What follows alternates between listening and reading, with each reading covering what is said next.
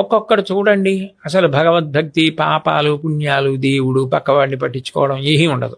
వాడు చాలా ఐశ్వర్యవంతుడిగా ఉంటాడు. ఒక్కొక్కడు చాలా పవిత్రమైన జీవనంతో ఉండి దరిద్రుడిగా ఉంటాడు. అప్పుడు సాధారణంగా ఏమంటారంటే, ఏమండి భగవంతుడు అన్నవాడు ఉంటే ఈయన ఇలా ఉండడం ఏంటి, ఆయన అలా ఉండడం ఏంటి? దీనికి జవాబు ఒక్కటే.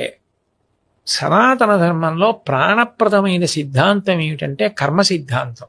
గత జన్మలలో మీరు చేసిన పాపపుణ్యాలు ఏ ఉన్నాయో వాటిని మీరు ఈ జన్మలో అనుభవించాలి అని. ఆయన గత జన్మలలో పుణ్యం చేశాడు, దాని ఫలితం ఇప్పుడు ఐశ్వర్యం అనుభవిస్తున్నాడు. ఇప్పుడు చేస్తున్నాడు పాపం, దీన్ని అనుభవిస్తాడు.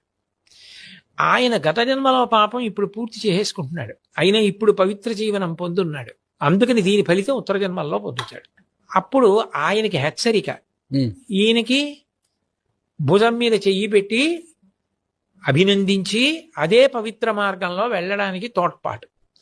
పునర్జన్మ సిద్ధాంతంలో కర్మ ప్రధానమై ఉంటుంది. అది మీరు పెట్టలేదు, నేను పెట్టలేదు, అది ప్రధాన సిద్ధాంతం. అది దాని వలన పాపపుణ్యాలే దుఃఖంగా సుఖంగా మారుతూ ఉంటాయి.